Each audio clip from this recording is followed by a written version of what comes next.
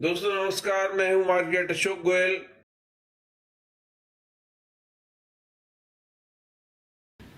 Sir इसके बीच में आपने एक पॉइंट मेंशन करा कि पहले आर्किटेक्ट्स को हाथ से बनाने पड़ते थे नक्शे, अब कंप्यूटर आ गए हैं। तो एक मेरा छोटा सा क्वेश्चन बीच में ये था नहीं, बट मैं एक क्वेश्चन ये पुटअप करना चाह रहा हूँ कि जैसे आजकल बहुत एक मिथ बन गया, मिथक बन गया कि लेट नाइट काम करना ज़रूरी है अगर तुम आर्किटेक्ट हो तो आप इस आपका क्या मानना है इस पे? क्या ऐसा जरूरी है कि हम देर देर रात तक बैठेंगे तभी आर्किटेक्चर हो सकता है, उसके बिना नहीं हो सकता? 36 घंटे तो नॉन स्टॉप मैंने काम किया ड्राइंग बोर्ड पे। जी सर। भाई अब जैसे सॉफ्टवेयर में हम शिफ्ट हो रहे हैं, तो अब जो ड्राइंग बनने में 3 घंटे लगते थे अब शायद 1 घंटा लगे। तो उस हिसाब से क्या अब भी हमको वैसे ही प्रैक्टिस करने की नीड है? देखिए, मैं आपको बताऊं, मेरे दोनों पुत्र आर्किटेक्ट हैं। ठीक, दोनों ने मास्टर्स किया आर्किटेक्चर में। मेरी पत्नी ने और मैंने, हमने हाथ की ड्राइंग्स बनाई आर्किटेक्चर में। लेकिन अब कंप्यूटर आने के बावजूद भी रिक्वायरमेंट्स ज्यादा बढ़ गई। ओके। पहले क्या था, कोई व्यक्ति अगर एक पर्सपेक्टिव बना ले, सारे क्लास के लोग पर्सपेक्टिव नहीं बनाते थे, भूला भटका 40 में से 3 या 4 लोगों को पर्सपेक्टिव बनाना आता था। तो कोई एक आदमी पर्सपेक्टिव बना ले तो गनीमत की। जी। सॉफ्टवेयर ऐसे आ गए, जैसे मान लीजिए स्केचअप है। जी। स्केचअप में आप इनको सर सपाटा करा सकते हो। जी। थोड़ी सी टेक्निक अगर आप और आ गई तो स्केचअप के डिफरेंट व्यूज को सेव करके आप वॉक थ्रू बना सकते हो आसान तरीके का। जी सर। तो क्लाइंट की रिक्वायरमेंट बढ़ गई और हमारी भी सोच ये हो गई कि हम अपने क्लाइंट्स को इस परिकल्पना में ज्यादा से ज्यादा शेयर करा सके, उसको ज्यादा से ज्यादा क्लैरिटी ला सके उसके लिए। तो इसी वजह से हमारा काम घटने की बजाय बढ़ गया। ठीक है सर। और बढ़ गया, अच्छी बात नहीं है उसको। जी। अब मैं आपको बताता हूँ कि जब मेरी पहली किताब 79 में लिखनी मैंने शुरू करी, सीख लाई थी, तो इसकी सारी हाथ की कंपोजिंग होती थी। 1981 तक हिंदुस्तान में कंप्यूटर आ गए थे और इसकी फोटोटाइप सेटिंग शुरू हो गई थी। उसके बाद से किताबें कंप्यूटर में जानी शुरू हो गई थी। और तब मेरे पब्लिशर ने मेरे को दिखाया कि वो बाहर से कुछ सामग्री लाया था, किताबें कुछ लाया था, फ्लॉपी ड्राइव।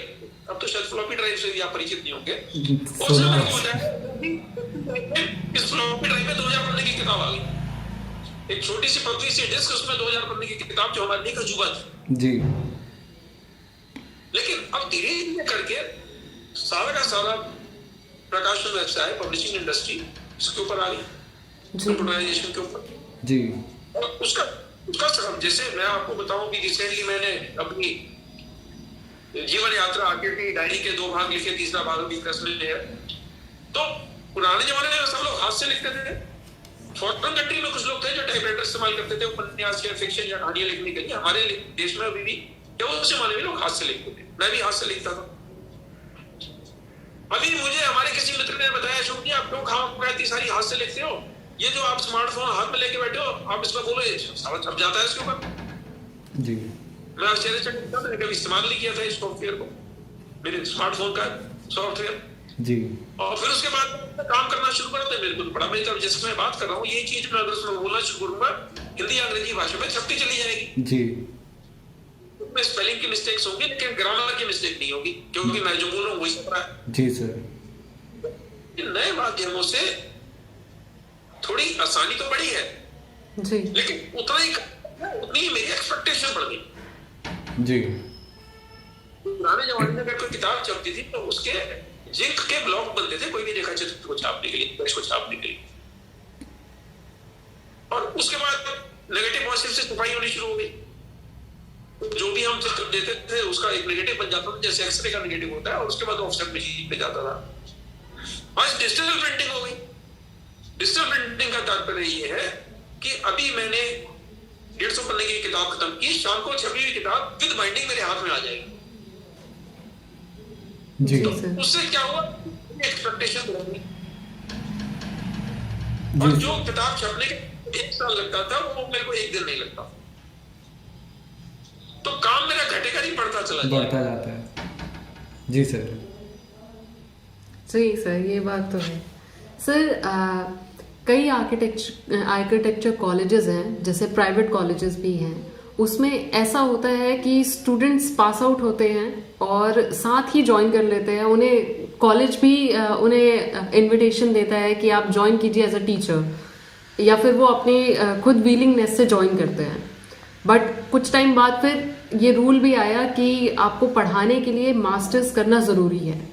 तो इस पे आपका क्या से है कि जो बच्चे पढ़ते हैं साथ ही ज्वाइन करते हैं, उनकी अभी रिजल्ट भी नहीं आया पर उन्होंने एज अ टीचर ज्वाइन कर लिया, तो क्या आप इसके बारे में कहना चाहेंगे कि ये किस हद तक सही है ये प्रैक्टिस? देखो ऐसा है, ये डिमांड एंड सप्लाई की कहानी है जी। वो क्या रहा है कि देश में करीब 464 आर्किटेक्चर कॉलेजेस हैं, ठीक। अधिकतर आर्किटेक्चर कॉलेज सेल्फ फाइनेंसिंग है। जो सरकारी आर्किटेक्चर कॉलेज था बहुत कम थे। जी। जिन लोगों ने कॉलेज खोले, चाहे आर्किटेक्चर का हो, चाहे एमबीए का हो, चाहे इंजीनियरिंग का हो, चाहे फार्मेसी का हो, चाहे मेडिकल कॉलेज, उन्होंने जनता की सेवा करने के लिए नहीं खोले। जैसे प्राइवेट स्कूल भी हैं जिनको पब्लिक स्कूल बोलते हैं, वो जनता की सेवा के लिए नहीं है जी, वो धनराशि कमाने के लिए। अब उन लोगों को रेगुलेट करने का काम रेगुलेटरी बॉडीज का है, चाहे all India council of technical education हो, चाहे काउंसिल ऑफ आर्किटेक्चर हो, जी, चाहे मेडिकल काउंसिल ऑफ। अब ये इन लोगों को देखना है कि हम इन आर्किटेक्चर कॉलेज के लिए जो नॉर्म्स बना रहे हैं उनका कितना मजबूती के साथ पालन हो रहा है। अब आप भी जानते हैं सारा माया नगरी का तमाशा। अब माया के हिसाब से इन कॉलेज को अप्रूवल मिल रहे हैं, माया के हिसाब से इन कॉलेज के इंस्पेक्शन हो रहे हैं। जी सर। और रोजगार के बढ़ते हुए नए आयाम खुल नहीं रहे। तो जो व्यक्ति किसी आर्किटेक्चर कॉलेज से पढ़ के निकला है, अगर वो आर्किटेक्चर की रोजगार ढूंढता है तो उसको बहुत सारी कठिनाइयों का सामना करना पड़ता है। इसलिए उसको उचित ये लगता है कि अगर 15,000 रुपए महीने में या 25,000 रुपए महीने में मेरे को रोजगार मिल रहा है आर्किटेक्चर कॉलेज में पढ़ाने का, तो क्योंकि कॉलेज में जाके पढ़ाई के साथ साथ मौज मस्ती करने का भी उसका अपना एक आनंद था। जी सर। तो वो कहता है मैं कॉलेज से जुड़ा रहूंगा, उस परिवेश से जुड़ा रहूंगा और मेरे को कुछ पैसे भी मिल जाएंगे। लेकिन ऐसा नहीं है कि ये सारे जितने इस तरह के आर्किटेक्चर कॉलेज में नए जो शिक्षक आ रहे हैं, युवा शिक्षक जो आ रहे हैं, ये बढ़िया काम नहीं करते। इनमें से भी जो एकेडमिक्स में अच्छा निकल जाते हैं बहुत बढ़िया काम करते जी। क्यों? अच्छा पढ़ाने के लिए अच्छा भवन निर्माण करना जरूरी नहीं है। जिस विषय को आप पढ़ा रहे हैं, चाहे आप बिल्डिंग कंस्ट्रक्शन पढ़ाएं, चाहे आप हिस्ट्री ऑफ आर्किटेक्चर पढ़ाएं, चाहे आप आर्किटेक्चर डिजाइन पढ़ाएं, आर्किटेक्चर ग्राफिक्स पढ़ाएं, तो अगर आप उसमें पारंगत हैं तो जरूरी नहीं है कि आपने साइट्स पे काम किया हो। और आप देख लीजिए, अच्छी तरीके से समझ लीजिए कि देश के जितने टॉप आर्किटेक्चर कॉलेज हैं उनकी जो परमानेंट फैकल्टी है, किसी भी कॉलेज का उठा लीजिए, चाहे जेजे का उठा लीजिए, चाहे एसपी का उठा लीजिए, चाहे सीसी का उठा लीजिए, चाहे सीपीटी अहमदाबाद का उठा लीजिए, जितने भी प्रतिष्ठित सरकारी आर्किटेक्चर कॉलेज हैं, चाहे एनआईटी हो, चाहे जामिया मिलिया हो, चाहे माता वैष्णो देवी हो, जितने भी प्रतिष्ठित आर्किटेक्चर कॉलेज हैं, इनकी जो परमानेंट फैकल्टी है, इन लोगों का भवन निर्माण में कहीं नाम नहीं है। आप ये नहीं कह सकते कि इस कॉलेज के प्रिंसिपल साहब ने या इस कॉलेज के एचओडी साहब ने इतने सारे शानदार हॉस्पिटल बनाए या मॉल्स बनाए या स्कूल्स बनाए या कन्वेंशन सेंटर बनाए।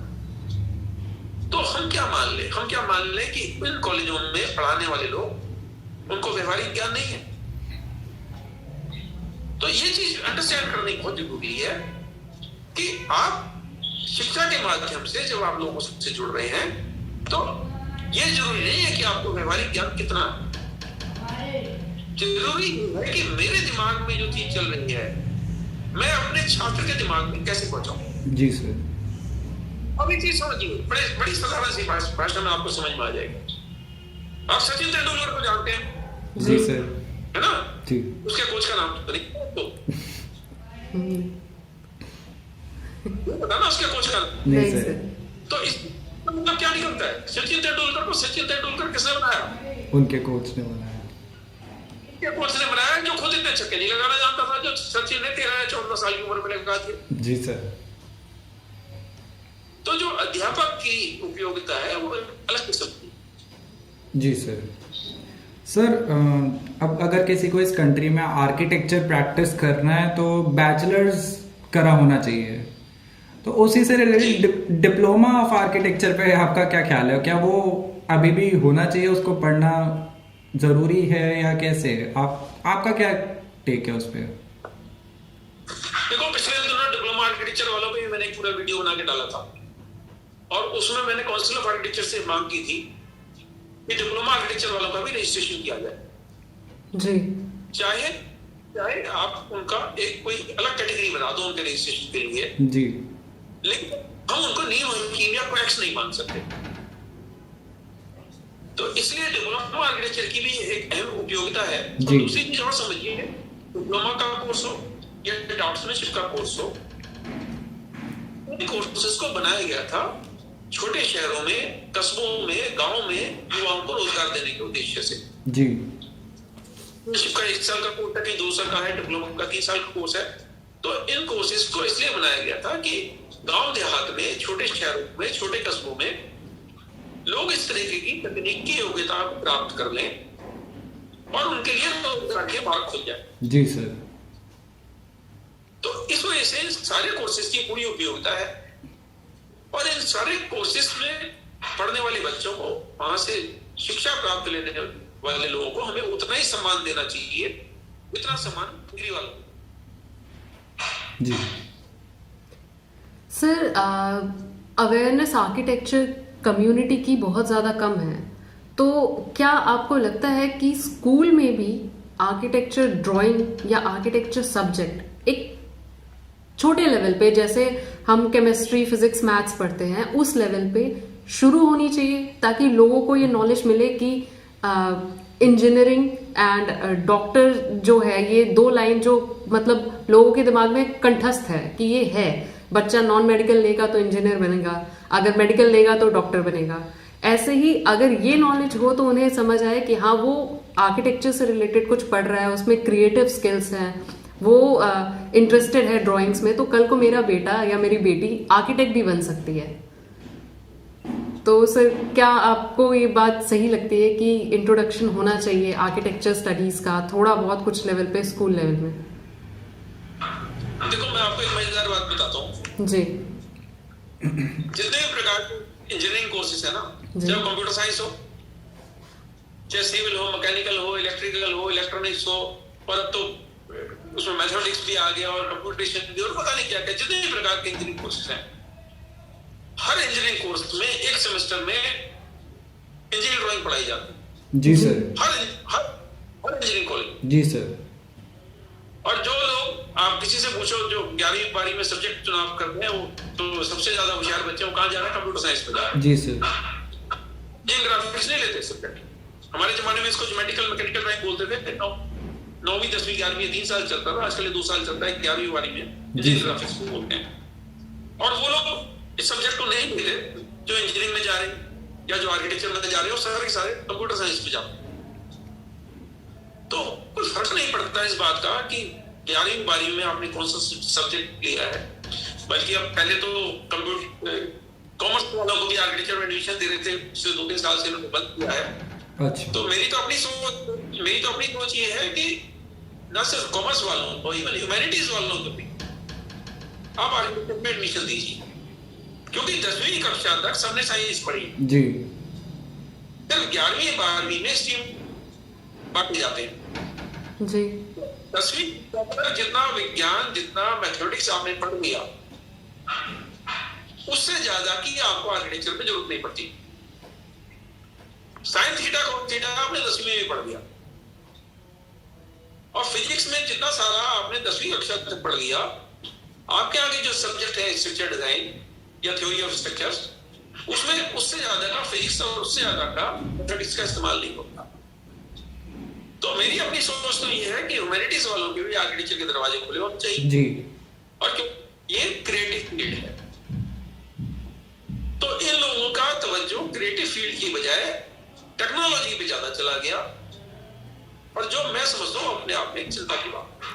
नहीं, ये तो सर उसके हिसाब से हो गया कि नॉलेज किस किस चीज़ की हमको होनी चाहिए, तो उतना स्कूल है। मतलब हमारा क्वेश्चन ऐसे है कि अब जैसे मुझे आर्किटेक्चर भी फील्ड एक ऑप्शन हो सकता है, वो पता चला क्योंकि मेरे स्कूल में इंजीनियरिंग ग्राफिक्स था। अब जैसे मैं अपने दोस्तों से पूछता हूँ, काफ़ी दोस्तों में नहीं था, वो ऑप्शन ही नहीं था, वो नॉर्मल जैसे सब्जेक्ट्स हैं वो है। तो एक ऑप्शन वो भी है, वो एक दिमाग में आए, उसके लिए क्या एक हमको वो रखना चाहिए, उस तरीके से मैं पूछना चाह रहा हूँ क्वेश्चन।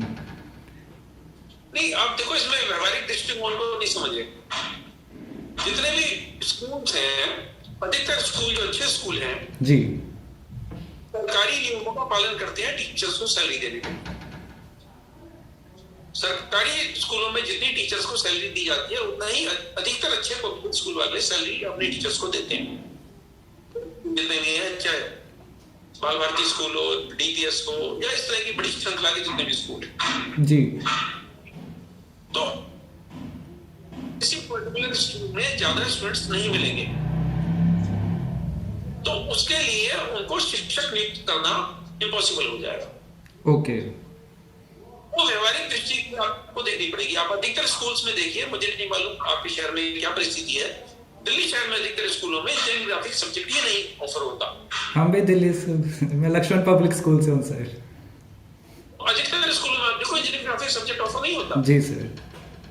या तो कंप्यूटर साइंस होगा या और भी जो भी होगी, क्योंकि इंजीनियरिंग ग्राफिक्स का टीचर भर्ती करना अगर उनको है तो कम से कम 40 या 45 स्टूडेंट्स उनको मिलने चाहिए, 25 स्टूडेंट 30 स्टूडेंट मिलने चाहिए। तो जो लोग कंप्यूटर साइंस में वो इंजीनियरिंग ग्राफिक्स नहीं पढ़ेगा जी। संभव हो सकता है जब फिजिक्स केमिस्ट्री मैथ्स अंग्रेजी के अलावा 5वां सब्जेक्ट जो है इंजीनियरिंग ग्राफिक्स के अलावा 6वां 7वां सब्जेक्ट भी उसको ऑफर दे दो। जी जी।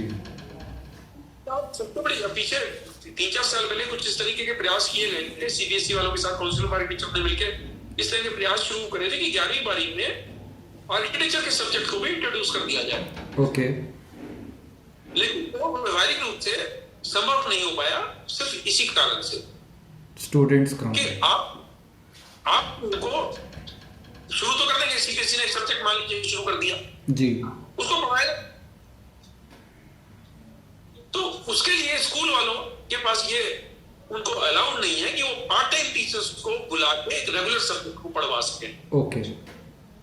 उनको रेगुलर सब्जेक्ट पढ़ाने के लिए रेगुलर टीचर को भर्ती करना पड़ेगा और उसको उसी तरीके से तनख्वाहें देनी पड़ेगी जो फिजिक्स के टीचर को या हिंदी के टीचर को या संस्कृत या अंग्रेजी के टीचर को देते हैं। ठीक है जी सर। जी सर। सर ऐसा काफ़ी हो रहा है, ऐसा हमने एक्सपीरियंस किया है कि हमारी डिग्री करने के बाद बहुत हमारी फील्ड में बहुत धक्के हैं। ये तो सच है कि नौकरी में जितनी हम अगर दूसरी फील्ड से कंपेयर करने लगे तो हमारे को उतनी पेमेंट नहीं मिलती, तो वो एक लेट डाउन आ जाता है। तो अधिकतर आर्किटेक्ट्स या फिर अधिकतर नहीं तो काफ़ी आर्किटेक्ट्स हैं जो अपनी फील्ड छोड़ रहे हैं और छोड़ के वो इन फील्ड की तरफ ध्यान दे रहे हैं कि जहाँ पे उनको उनकी रोजी रोटी चल सके, तो उनका मतलब टाइम निकलने के पैसे हो जाए, खाने पीने के पैसे हो जाए। तो इसके लिए आप क्या एडवाइस देना चाहेंगे उन लोगों को जो फील्ड छोड़ रहे हैं?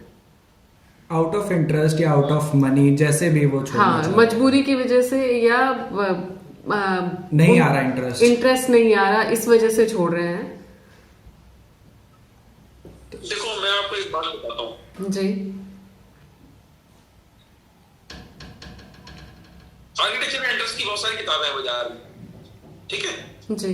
अशोक गोयल की और दूसरे राइटर्स की भी। तो क्योंकि मैंने किताब लिखी आर्किटेक्चर इंटरेस्ट की, तो मैं तो ये चाहूंगा सब लोग मेरी किताब पढ़ें। जी सर। ये पीछे मेरे किताब गवर्नमेंट जॉब्स की। जी सर।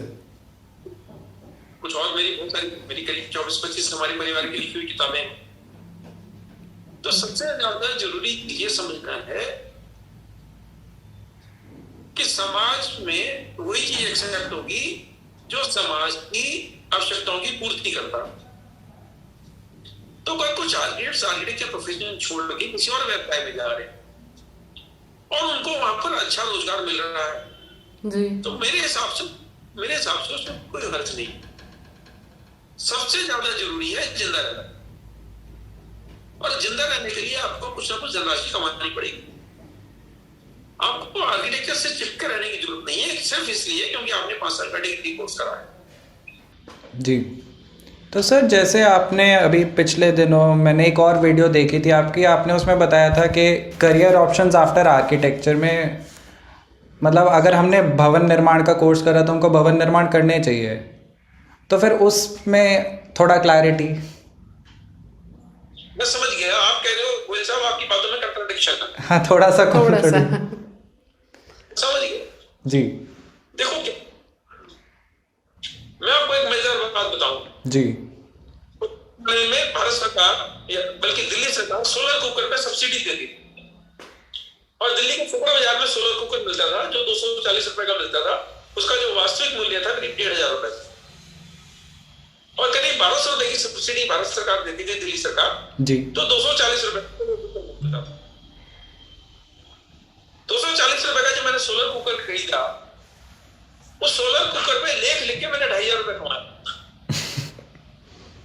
240 रुपए का सोलर कुकर खरीदा, उस पर खाना बना के मैंने ईंधन की बचत तो की ही की और उस पर तरह तरह की पत्रिकाओं को लेख लिख के 2,500 रुपए कमाया। जी। जी। School of planning and architecture का पढ़ा हुआ आर्किटेक्ट क्या कर रहा हूँ, सोलर कुकर पे लेख लिख रहा हूँ। क्या कर रहा हूँ मैं, डिस्कोथेक्स पे लेख लिख रहा हूँ। जी। मैं क्या मैं खानदानी खाने पे लेख लिख रहा हूँ,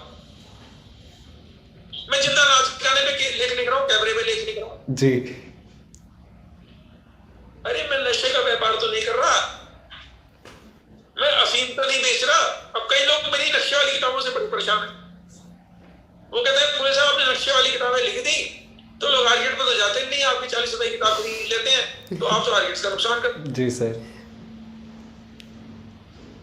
तो सबसे ज्यादा जरूरी चीज ये है कि आप जिस भी क्षेत्र में काम कर रहे हो, सबसे पहली चीज है रोजगार।